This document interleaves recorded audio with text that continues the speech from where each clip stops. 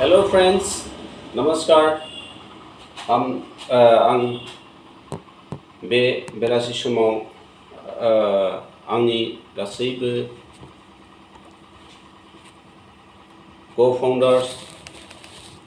proud founders लोगो नोंथांमोननिसिम आरो गोदानै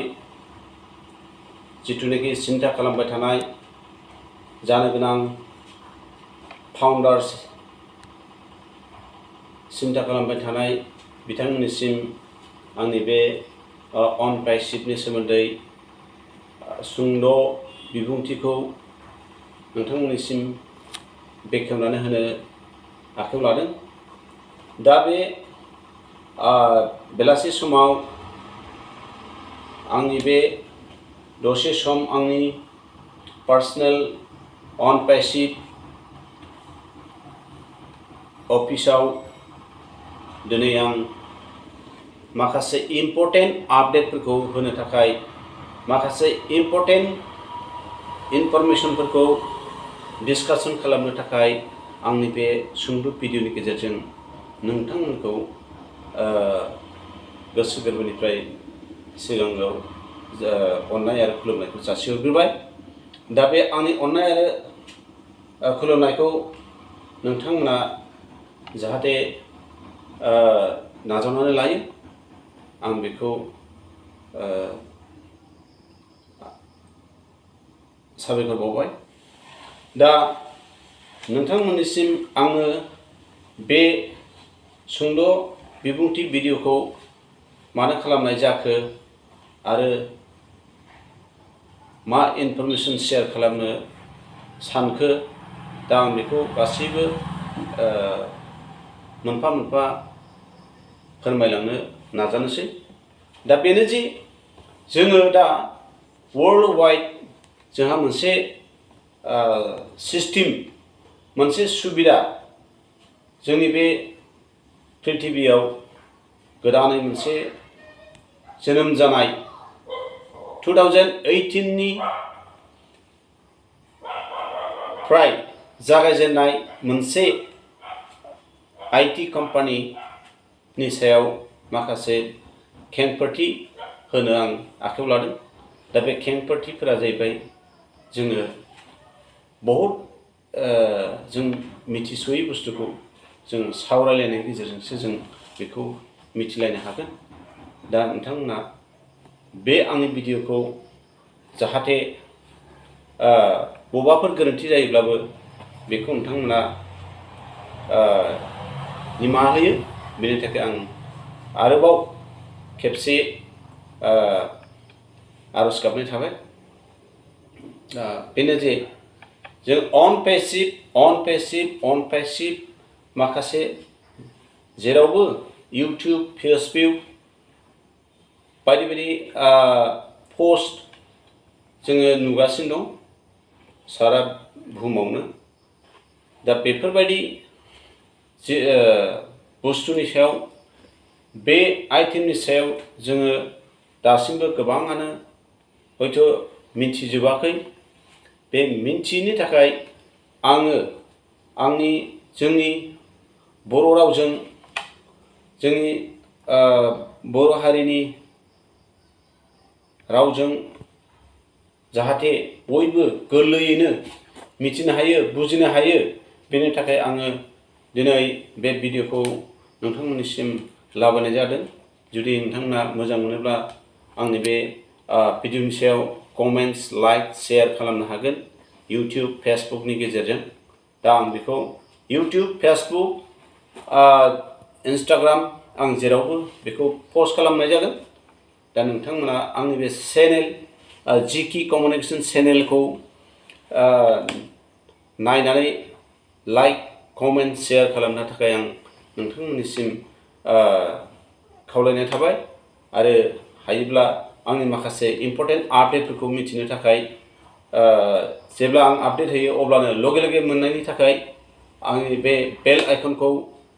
टाडां खेबसे सेरनानै होयो। आं बिनि थाखाय नोंथांमोननिसिम आरोबाव आरज गाबबाय। दा बेनो जे अनपेसिभा मा? What is अनपेसिभ? व्हाट इज को फाउंडार आरो अन पेसिभा मा बुस्थु दा बे बुस्थुनि सायाव सिस्टेमनि सायाव जोङो डिसकास खालामनो बा इनफरमेशन शेयार खालामनो थाखाय आं बे भिडिअखौ खालामनाय जादों दा बेनि थाखायनो नोंथांमोना बे आंनि भिडिअखौ दान्दिसे ध्यान होनानै गोसो होनानै स्किप खालामाजासे आंनि भिडिअखौ जाहाथे नायनानै बुजिनो नाजायो बे बुजिनाया नोंथांमोननि थाखाय जोबोद गिदिर मोनसे फिथाइ मोनगोन जोबोद गिदिर मोनसे जाफुंसार मोनसे जिबनाव लाइफआव जाफेरि खोनाफेरि नुफेरि जाहाथे बे फिथाइया नोंनि खाफालाव सफैयो नोंनि भाग्यआव सफैयो जों बेखौनो आङो नोंथांमोननिसिम शेयार खालामनो आखायाव लादों जे अन पेसिभा मोनसे US बेस्ड कम्पानि बे जाबाय IT based company IT information technology दा इनफरमेशन टेक्न'लजिखौ आमेरिकानि सासे व्यक्तिया जाय बिथांनि नामा मिस्टार एस मुफारे दा एस मुफारिया जोंनि बे बुहुमाव सासे इसोरजों दान होजानाय गड गिफ्टेड पार्सन दा बिथांनि काइन्ड हार्टेड अनसुला गोसोनि थाखाय जोङो बे सिस्टेमखौ मोननो थांगासिनो दं आरो बेखौ मोननानै जोङो बहुद मोनसे मानसिनि हिउमेन सुबुं माहारिनि माबायाव सुबुं माहारिनि जिउआव बे मोनसे बिराद गिदिर सोलायनाय पृथिबियाव मोनसे टेक्न'लजि सोलायनाय जों बेखौ मोनगोन आरो जोंनि लाइफआव डे बाय डे जिथुनाखि टेक्न'लजि आपग्रेडेशन जादों टेक्न'लजि चेन्जिं जादों दा जोंथ' साधारन मानसिया बेफोरबायदि बुस्थुखौ जों साफ्रोमबो मिथिजोबाबो जानो हागौ दा जों बेखायनो जाय दानि जुगाव टेक्न'लजिखौ स्टाडि खालामाखै बिनि गुनफोरखौ जों मिथिनाय नङा खारन जों साधारन हिसाबै जोङो बाहायगासिनो दं टेक्न'लजिनि अनगा सारा बे बुहुमाव मोनसेबो सिस्टेमानो माने बेखौ बुहुमखौनो दैदेननो हानाय नङा टेक्न'लजियानो सबसे गोजौआव टेक्न'लजिजों ओरैबायदि उन्नति ओरैबायदि डेभलप माने खम समावनो डेभलप खालामनो हानायनि मोनसे केपासिटि थायो दा बेखायनो अन पेसिभा मा टेक्न'लजि लाबोदों बे टेक्न'लजि लाबोनायनि सायाव जोङो एसे डिसकास खालामलायनांगौ एसे शेयार खालामलायनांगौ फोरमायलायनाय जुदि गैयाब्ला आंनिफ्राय सोरबा मिथियाब्ला बिनिफ्राय बै मिथियाब्ला जोंथ' रावबो मिथिनाय नङा जोङो खालि माने साधारन हिसाबै जों बेखौ ओरैनो सायाव जोङो नायबा जों बेखौ बुजिनाय नङा जों बेखौ इन्टारनेलि जों सिङाव इनसाइडआव जों बेखौ एसे फल' खालामबासो जों बेखौ मिथिगोन आरो बेयाव जों बे अन पेसिभ IT टेक्न'लजिखौ जों मानो शेयार खालामनो गोनां जादों जों मानो इनफरमेशन होनो गोनां जादों बेयाव इनफरमेशन होनायजों लोगोसे शेयार खालामनायजों लोगोसे जोङो बेयाव मोनसे बिराद गिदिर बेनिफिट लानो थाखाय सुबिदा फैदों बे सुबिदाखौ जों जुदि जाय बिथांमोना बेखौ एक्सेप्ट खालामनो हागोन जाय बिथांमोना बेखौ ट्रास्ट खालामनो हागोन बिश्वास खालामनो हागोन बिथांमोननि थाखाय बिराद गिदिर मोनसे देरहानाय बिथांमोननि थाखाय बे मोनसे साक्सेसफुल मोनसे साक्सेसफुलनि मोनसे जाफुंसारनायनि मोनसे लामा दा जों बेखायनो आंनि बे किसु इनफरमेशननि गेजेरजों नोंथांमोना खुब माने लाभाबान जागोन होननानै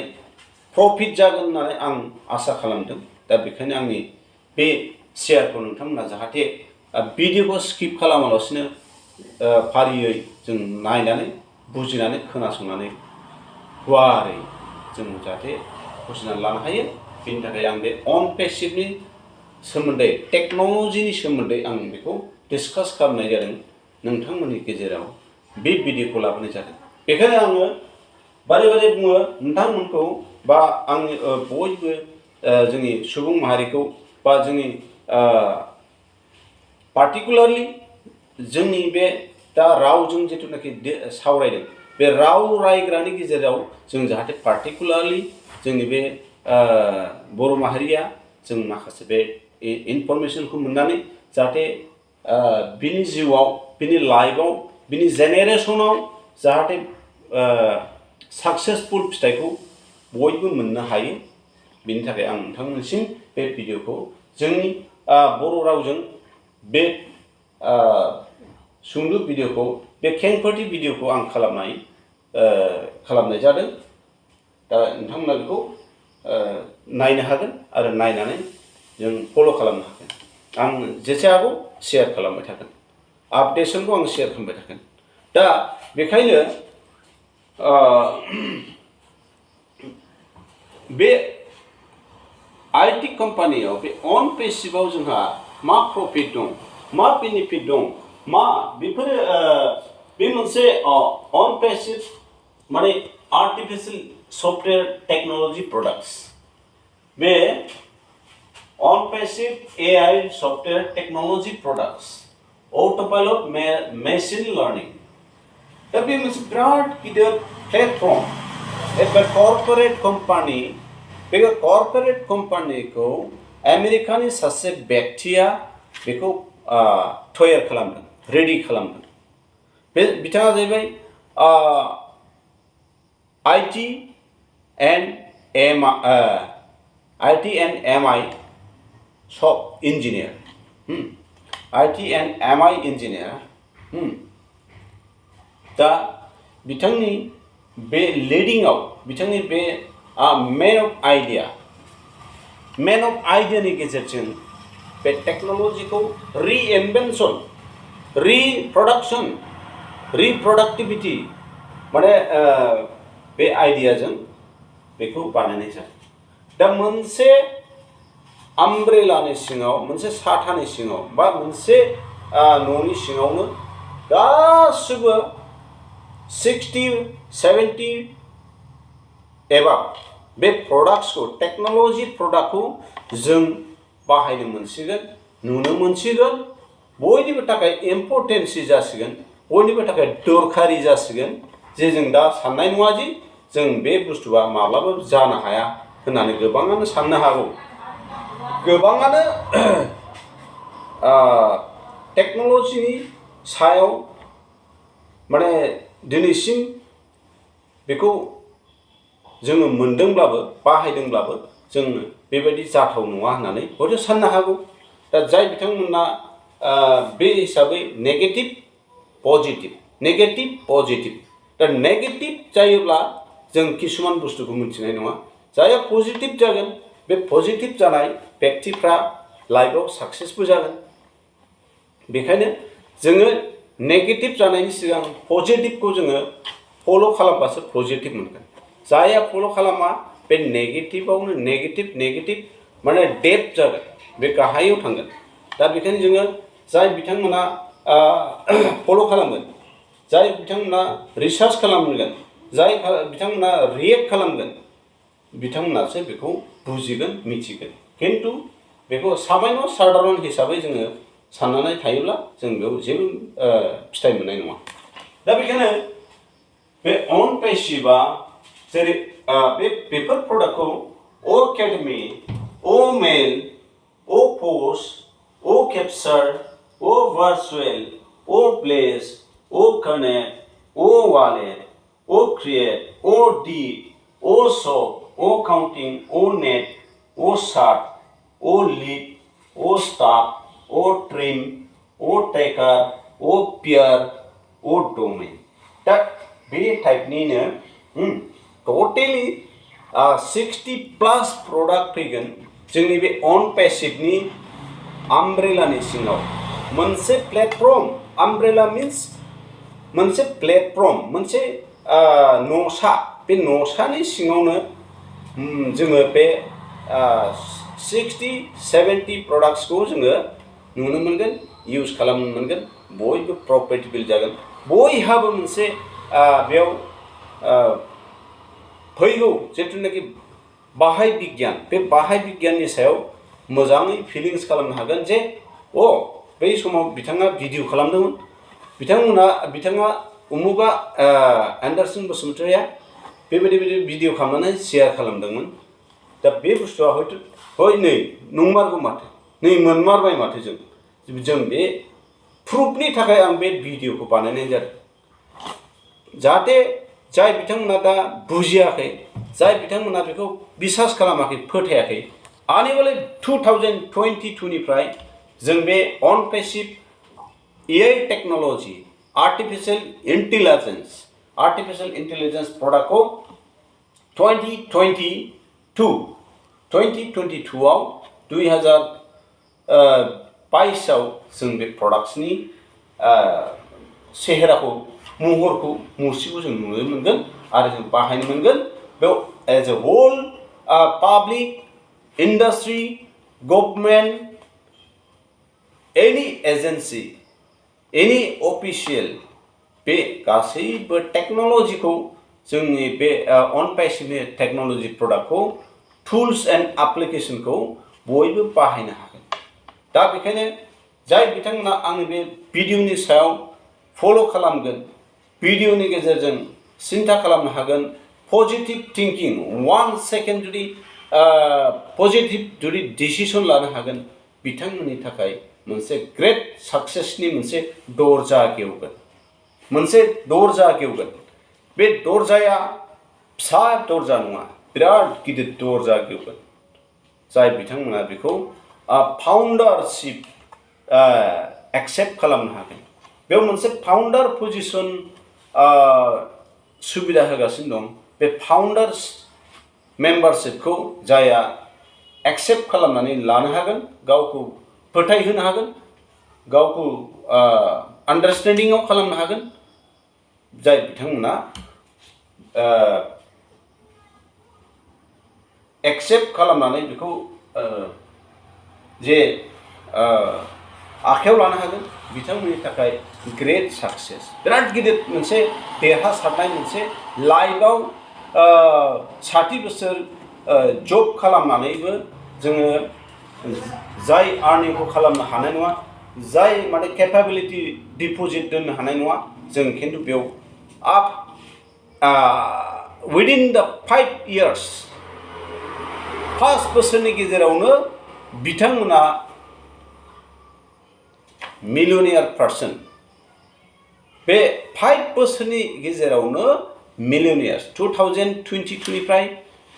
22, 23, 24, 25, 26 2026 नि गेजेरावनो ग्रेट मिलियनियार एन्ड बिलियनियार 100% गेरेन्टि बेखौ जोङो आन्डारस्टेन्ड खालामनानै जों बुजिनो हागोन दा बेखायनो जेरै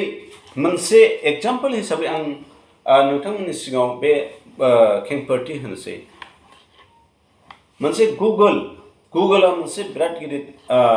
टेक्नोलॉजी बे जाबाय आईटी टेक्नोलॉजी प्रडाक्ट गुगोल होनबा बयबो मिथिखायो दा मबाइलाव होन लैपटॉपआव होन कम्पिउटाराव होन गुगोलाव जों बुबानो जेसेबां जों दरखारि दं जों बेफोरखौ सार्च खालामनो हायो नायनो हायो दा बे गुगोल प्रडाक्टखौ बानायनो थाखाय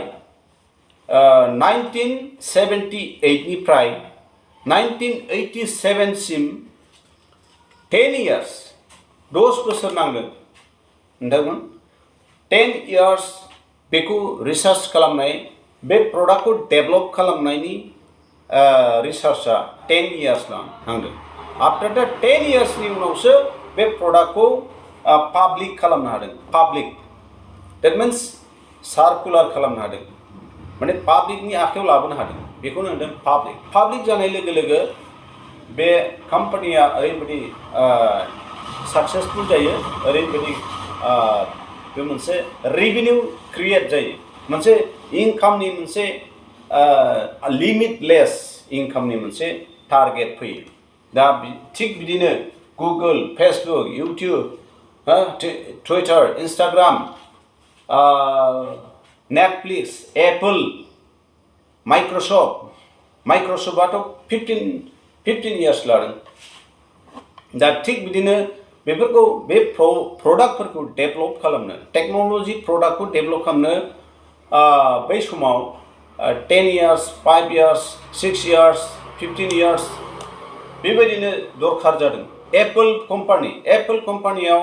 एग्जाम्पल हिसाबै आं बुंनो बे जोंनि एप्पला मोनसे गावहानो मोनसे टेक्न'लजि बे software technology and IT technology बोथ साइड मोनसे कम्बाइनेशन टेक्न'लजि एप्पला मोनसे सफ्टवेयर टेक्न'लजि बे खुनु एन्ड्रइडबो नङा बे जेलिबिनबो नङा बे आईओएसबो नङा बे मोनसे एप्पल मोनसे एक्सट्रा टेक्न'लजि दा एप्पल टेक्न'लजिखौ रिसार्च खालामनो बेखौ साक्सेस खालामनो किसुमान फाउन्डारनि गेजेराव फाउन्डार अफार होदों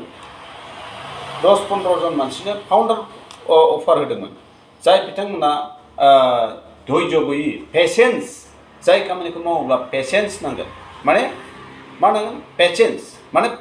मा जोङो धैर्य नांगोन धैर्य जि खामानियाव गैया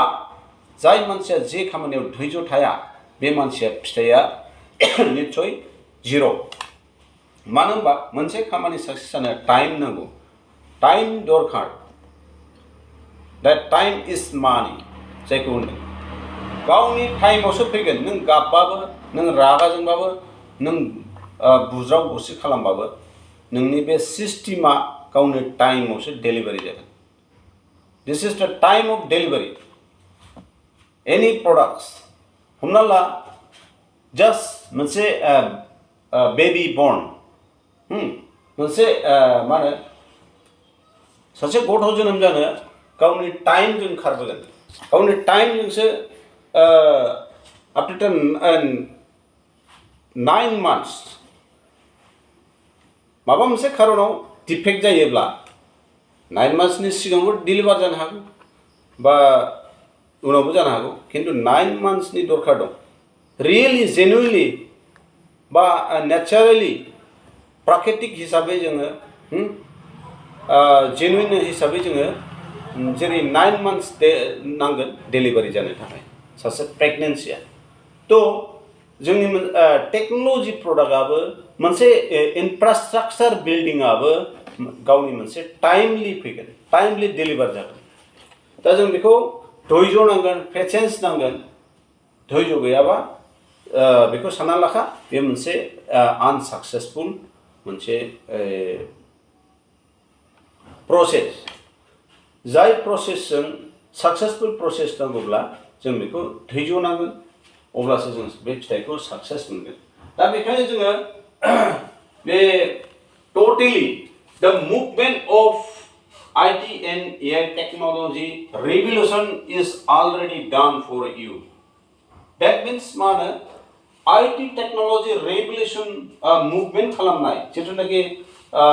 रणकौशल खालामनाय बे रणकौशल खालामनायनि जांख्रिथाय बे जांख्रिथाया अलरेडि रेडि जाबाय बे प्रडाक्टसा थारमाने अलरेडि रेडि जाबाय दैट मीन्स जों बे टुल्सखौ एप्लिकेशनखौ बे टेक्न'लजि प्रडाक्ट्सखौ आर्टिफिशियल इन्टेलिजेन्सनि टेक्न'लजि प्रडाक्टखौ जोङो बाहायनो मोननो एखे खाथियावसै जोङो बेखौ मोनथारसिगोन जोङो बेखौ दसे पेशेन्स खालामबावबानो जोङो एसे आगान हरबावबानो जों बे प्रडाक्टखौ जों नुसिगोन आरो जों बेखौ मोनसिगोन अलरेडि मार्केटिं जाजेनबाय अलरेडि डिजिटेल मार्केटिं जाजेनबाय जे जोङो बेखौ मार्केटिं खालामनाङा दा खिन्थु आं बे भिडिअखौ मानि थाखाय खालामनांदों जाय बिथांमोना फाउन्डारशिपनि सायाव सिन्था खालामाखै फाउन्डारशिप अपरचुनिटिस होदों बे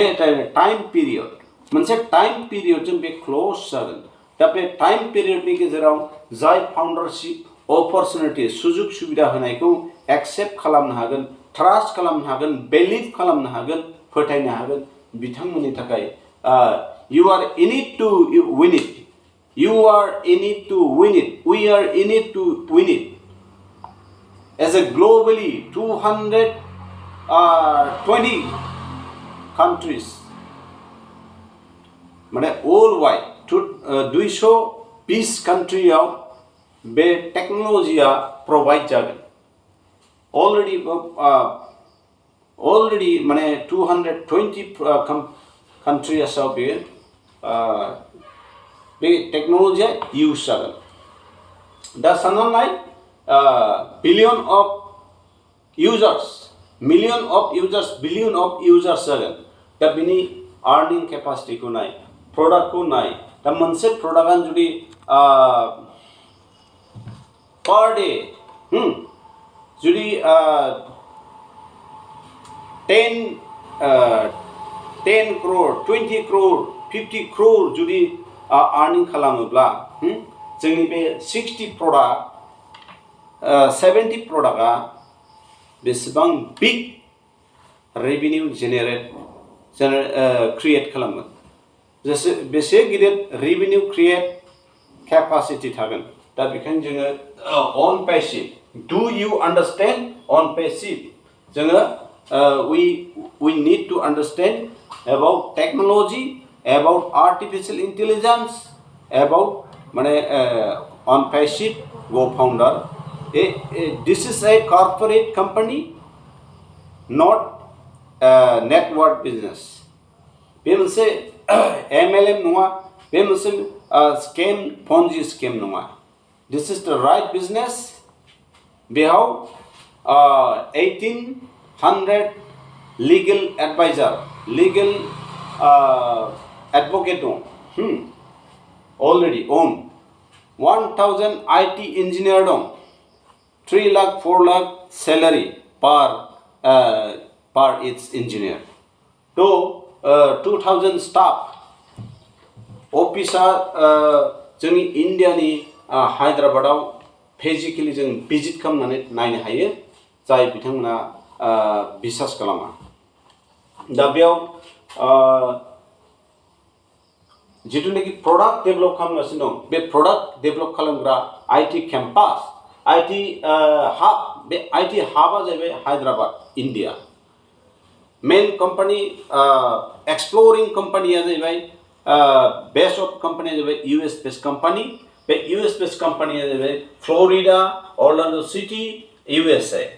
दा बे दुबाइआव अफिस जाबाय सिंगापुराव अफिस जाबाय इंडिया अफिस जाबाय आमेरिकायाव अफिस जाबाय दा आरो all over the world office will become it is going to start after the launching hard launching soft launching माने semi launching नि उनाव hard launch जागोन hard launch को global launch होनगोन global launch means main launch after the main launch, after the global launch, after the hard launch, we will make a big success. We will make big top earner of the world. The technology earning capacity is the super. The on-passive IT based company starting निफ्रायनो unicorn company हिसाबै attend जागोन deliver जागोन already unicorn company माखौ होनो जों बेखौ बुजिनानै लानांगोन दा बेयो after the 1 year बोसोरसेनि उनावनो बे super unicorn company जानो थांगासिनो दं after 1 year super unicorn company जानो थांगासिनो दं बोसोरसेनि उनावनो दा अलरेडी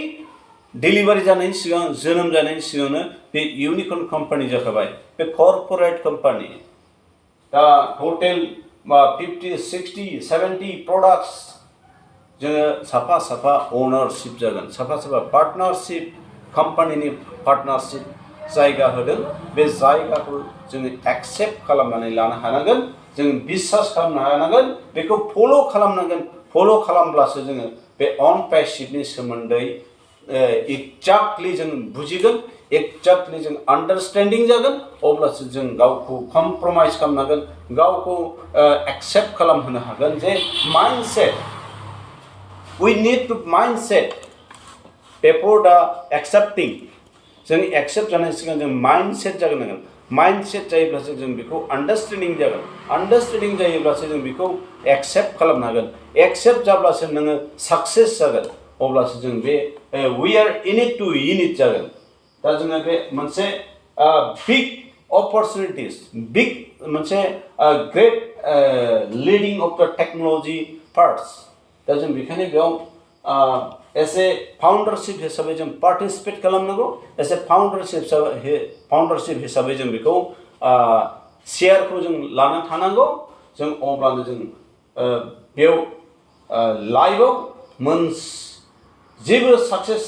जुदि मोनाखैब्ला जों अनपेसिभआव 100% साक्सेस मोनगोन जों बेयाव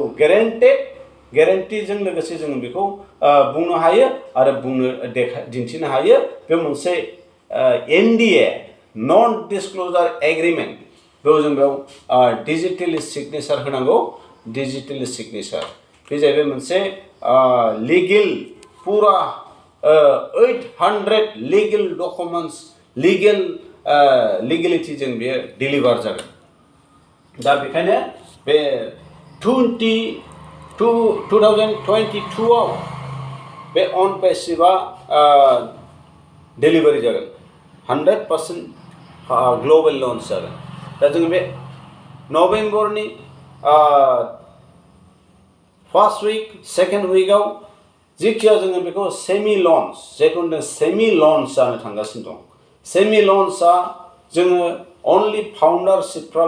फाउन्डार मेम्बारफ्राल' जोङो मोनबा प्रडाक्ट मोनबा टेक्न'लजि टुल्सखौ प्रडाक्टखौ जों इउज खालामजेननो मोनसिगोन अब्ला नोंथांमोना सानगोन जे येस राइट बिथांनि बुंनाया नंगौमोन माथो नंमारगौ दा जोंथ' जायगा गैला जों बहा हाबबावनो दा बेखायनो जों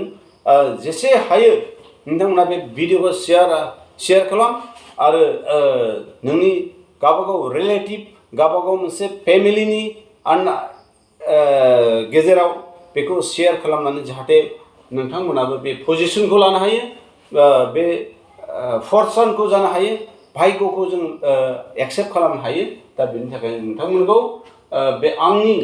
सुंद' दिनैनि बे आपडेट इनफरमेसन शेयार खालामनायखौ आं बेखिनियाव दोनथ'नानै नोंथांमोननिसिम बिदाय लाबाय thank you best of luck God bless you everybody our माने गासैबो नोंथांमोना बे आंनि सुंद' भिडिअखौ नायनानै जाहाथे गोजोननाय मोनो आरो माखासे थालांनाय सोदोबफोरखौ जाहाथे आं सोसननो हायो कारेक्सन खालामनो हायो नोंथांमोननि कमेन्ट्सनि गेजेरजों नोंथांमोना कमेन्ट्स लिरनानै आंनि बे भिडिअनि सायाव कमेन्ट्स लिरनानै फोरमायहरनो हागोन धन्यबाद thank you best of lakh